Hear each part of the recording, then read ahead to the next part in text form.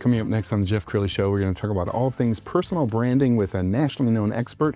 Her name is Dr. Kimberly Olson. She is the CEO of Goal Digger Girl. Her journey just ahead.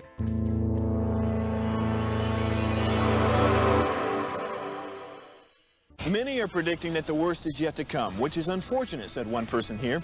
Until now, they've enjoyed the reputation of being the nation's icebox. Watched a burglar in his home this morning by webcam. As a journalist of over 25 years, stories are what make my world turn. Reporting live from the Dallas newsroom tonight, Jeff Crilley, Fox 4 News. But in 2008, I took the jump from my familiar life and started a PR firm from my home. We're talking about anyone with a camcorder like the one I'm using becomes a television network. We started slowly growing the company, and we now have over 100 clients, and we've branched into the world of live digital broadcasting. I now own 8 different TV studios and have a huge team, and the stories that I now get to share are sometimes the most important of my life. Life has a funny way of coming around full circle. This is the Jeff Crilley Show. Well, as the owner of a PR firm and podcasting/television network, I'm all about branding and marketing. And so I couldn't be more thrilled to have my next guest in the studio, Dr. Kimberly Olson. She's CEO of Goal Digger Girl. Thank you so much. And we got to emphasize it's not Gold Digger.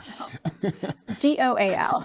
How did you come up with that? I mean, that's great branding. Yeah, well, I carried a notepad around for 6 weeks trying to figure out what was my thing. You know, I knew how important a brand was, and it popped in my mind. I saw, Gold Digger somewhere on a t-shirt, and I thought I could build a whole entire ongoing brand with that, and it's really been kind of the umbrella the whole entire time. All right, talk about the very beginning. How did this all start for you? Yes. So I started online in 2011, and I had a blog and a YouTube channel called Fit Kim because I have PhDs in natural health and holistic nutrition. Awesome. So I thought, I'm going to be, a YouTube star and I'm going to be a millionaire. 6 years later, I didn't make any money. Except for my aunt-in-law, she would buy my programs, my courses. So I was just going through kind of a rough time. I had 2 babies, beautiful babies, happily married. I had postpartum depression with both, and I had been struggling with alcohol abuse for over a decade. So in 2017, a friend reached out and said, hey, I'm doing direct sales. I'm making so much money. And I thought, what have I got to lose? What I'm doing isn't working. We're living paycheck to paycheck. Still have that dream. I just didn't know how to make it happen. So I said, I'll do whatever you say. I'm totally coachable. And I was having some success, but then I would take a few steps back and I realized I was self-sabotaging, which is really common. And I knew I had to overcome the alcohol issue. So I enlisted professional support and worked really intensely with a therapist. And in August 1st of 2017, that summer, I stepped into sobriety and have been celebrating ever since. Congratulations. Thank you. And what was cool is I really felt like God was saying, I've just changed your life. Now go change others. And I just became completely obedient. If he's, was guiding me this way, I would follow. So the first nudge I got was start posting on social media, share who you are, give tips, because I have a lot of knowledge. So I started doing that instead of just spamming like everyone else was doing. I started going live in my car, wake up with lemon water, anything. Right. And people started tuning in and people started asking me, what I was doing. So I did my first paid workshop was $15 on a Saturday morning. My babies were 2 and 3. 90 minutes later, I walked out and I made $450. Wow, which is a fortune back then. Yes. And for me, I created it out of nowhere. These people were paying me for what I had learned. So that spring, I launched Goal Digger Girl. 90 days later, I was making 6 figures and quit my job. And as they say, the rest is history. So thank you. You have such an incredible journey. Thanks. We're going to pull up your website. I love your website because, as an expert on branding, even your online presence is so critical. It's a very clean website. So you coach people on how to make their business thrive through social media and other ways to promote themselves? Yeah, sometimes they'll want to do speaking, which will be in person. Sometimes they'll host retreats. We've done over 20 in-person events. However, that business that you generate is going to come from social media. So what I teach is how do you build a brand that is going to go the distance? Because there's too much emphasis on videos going viral and tactics and, just short-lived strategies. I don't believe in that. I believe that, we've all been given an assignment and it's our duty to fulfill that. And that's going to show up in our socials. So what we're going for is we want to teach people how to monetize their brands. So how do you do it in a way where you can actually generate leads from your social media, learn how to nurture those leads, close those sales, and create lifelong customers? I mean, that's the goal, is that you can keep people forever and ever and ever, right? Which we do. And we've seen it now with, we've worked with almost 14,000 students. And I can see a repeatable process for those that come in, learn it, and they're able to have these like beautiful long-term brands to change their own families, but also to change others. And it's that ripple effect that we can make. I believe social media can make the world a better place. I agree with you. I see so many social media accounts where they're just posting affirmation graphics and there's no engagement, there's no likes, and we worked with large law firms with 400 attorneys, but only 50 people subscribing. Right. Like you can't even get your own attorneys to subscribe to your Please platform. We have a problem. Yes. I actually had a gal, she was posting scripture every day. And she felt like, that's what she needed to do. And I said, people can get apps and they can go subscribe to get that every day. I said, that's amazing. And put that in your stories. But we need to know who Lachelle is. We need to know what you're about, what lights you up, your thought leadership, your kids, your travel, because travel is big for her. Guess what happened? She started posting original content, right? And kept her stories up with her scripture. And she launched her coaching. She's now doing retreats. She just said, I just got done with a cruise. I'm going on another one. She goes, Kimberly, my life is so much different. Wow. Just because she learned how to brand herself. All right. You've written how many books total? 10. 10. Okay, your best-selling book, we're going to put this on the screen. It's called Boss It Up, Babe! Exclamation point. So tell us about this book and what was it about this book that resonated with people? Yeah, this is still my best-selling book. And what people kept asking me is, how did you build your brand? So I've been able to pass the $10 million mark online, all through social media. I mean, think about that. It's not running a bunch of ads. It's, predominantly organic. And they said, can you just tell me what to do? For that person who maybe can't invest in coaching, right? They can't even spend a few $100s on a course. I love books. They saved my life as a kid. I would hole up with a book, very unstable environment, but if I had that book, and I could go to the library and it was free, And so I know what a book can do for somebody if they actually read it. So what I did is I sat down and I just started from the beginning and I said, okay, really I reverse engineered it, but I said, what did I do to get here? And if somebody's brand new, so they, like you said, they have 50 subscribers, but there's not anything happening. If they start at the beginning and go through the steps that I outlined in the book, they're not only going to monetize their personal brand, but they're going to own their online space. They're going to dominate. And so the goal isn't to be the best, it's to be the best version of yourself and show up powerfully. So many people are hiding, they're afraid to offend. And some of my best posts have been ones, I get so many unsubscribers when I post about Jesus or whatever. And I'm like, bye, because we're not here for everyone. My people are so loyal to me because they know what I stand for. And if you don't stand for anyone, no one will stand for you.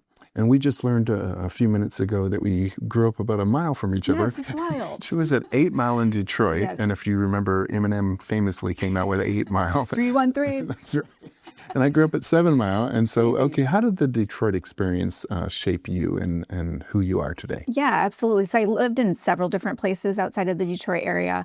And what it allowed me to do is to be able to adapt to different environments and also to, I think there's a disservice when you grow up in a town where everybody's the same. We did eventually move out into the suburbs more around the country, and it was more of that everyone was the same. But I remember going to college thinking, yes, I want to talk to people who have different values, different ideas. And even if, say, somebody has different political views, I love to discuss things. I love to learn their perspective. I mean, that's the best way to meet and have that commonality, is to find mutual ground. Yes. I think you get that when you grow up where there is diversity, where there are trials and tribulations, because the Detroit area, there's that whole area, can be kind of a rough life. And so I think it's given me tenacity, perseverance, work ethic. I had grew up with a single mom.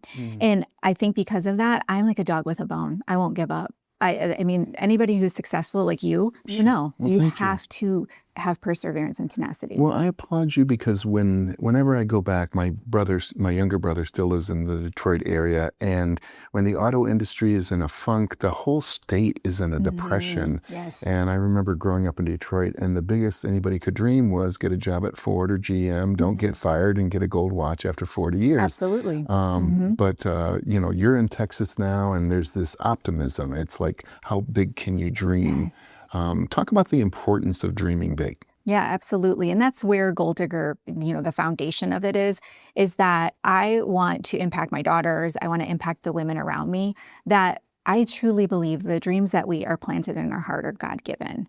And you don't ever want to leave with regrets on this earth. We know we're here for a short period of time, but while you're here, I think it's our responsibility, actually, not even an option. I think it's our responsibility to cultivate that dream. And the thing is, so you notice this, people get stuck, they get stagnant. It's another day, another dollar. Before you know it, they're just kind of winding down, and they have those regrets. Vision will pull you forward.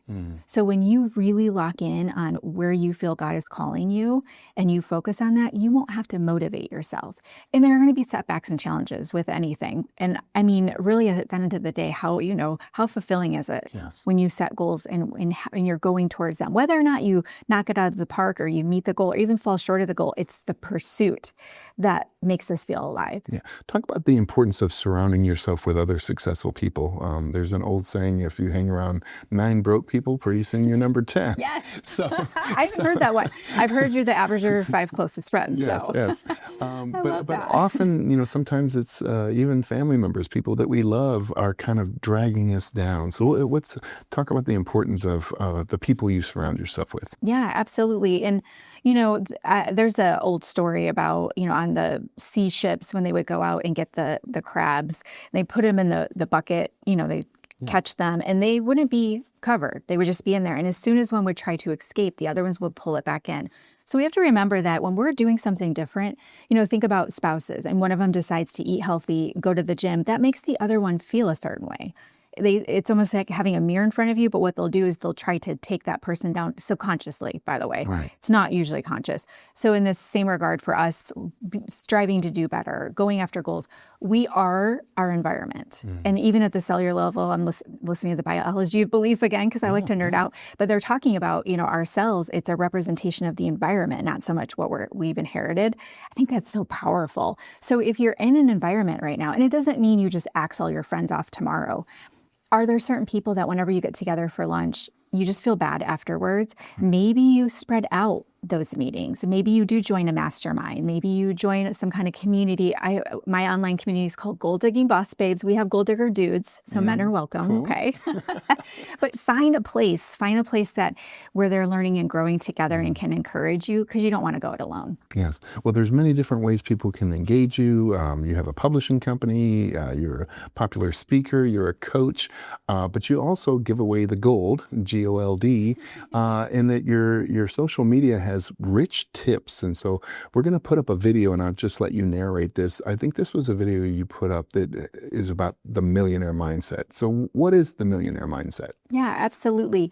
When you are growing and you want to be able to improve your life in any way, it can be with your relationship with your spouse, with your kids, you have an identity shift that needs to happen. So the first thing you want to do is you want to identify what are the traits of that next level of yourself, right? You've heard of quantum leaps, you've heard of breakthroughs. So we have that glass ceiling of where we are right now. Where we want to go is beyond that. So what we have to do is say, this is the identity that I want to embody. So what does that look like? So for example, when I first started out, I was wearing, yoga pants, the same ones probably for a week. And as time went on, I was like, you know what I'm going to do? I'm going to go upgrade my wardrobe. Now I'm not going to go, to Rodeo Drive, but I'm going to upgrade my wardrobe. I'm going to change my background. As we were talking about, I had that bookcase built. That makes a difference. People notice that all the time. Even if you put a podcast mic right here when you're recording at home, what does that do? Yes. It elevates the entire experience. So what I would do is identify where you want to go and start reading books about mindset and stepping into being abundant, wealth, prosperity. It's everywhere. It really is. Those that are successful and keep their money and they grow their money, because we don't want to go for broke here. Those that create real wealth, they think differently. They speak differently. They guard their time differently. And so you want to identify that new identity for yourself and then work towards embodying it. Okay, so we have about 2 minutes left, so I want you to look into the camera on the left and talk to that person who's struggling right now, man or woman, somebody who feels like they're in a rut. If you feel like you're in a rut, know that that's completely normal. We all go through that. And in fact, you're probably extremely close to a breakthrough. So what I want to encourage you to do is just take some time, maybe 5-10 minutes, quiet time. And I want you to ask yourself, why is this important to you? For me, it was to change my family tree. I had high cycles of alcohol abuse in my, my family tree, and I wanted my daughter's lives to be different. I didn't want them to struggle financially. That drove me. So sit down, ask yourself why you're working towards this. Then what I want you to do is take one small action step to get you into movement. Because if you're stuck, that means you're sitting still. You don't want to be glued to your chair. You want to be in action. And like Jeff was saying, get community, get around people who also are going after their goals so you guys can crush it together. Outstanding. That's a mic drop moment. Thank you so much. We're going to end with her website, which is thegoaldiggergirl.com. The great Dr. Kimberly Olson. Thanks for coming on the show. Thanks for having me. You bet. That's it for now. We'll see you next time.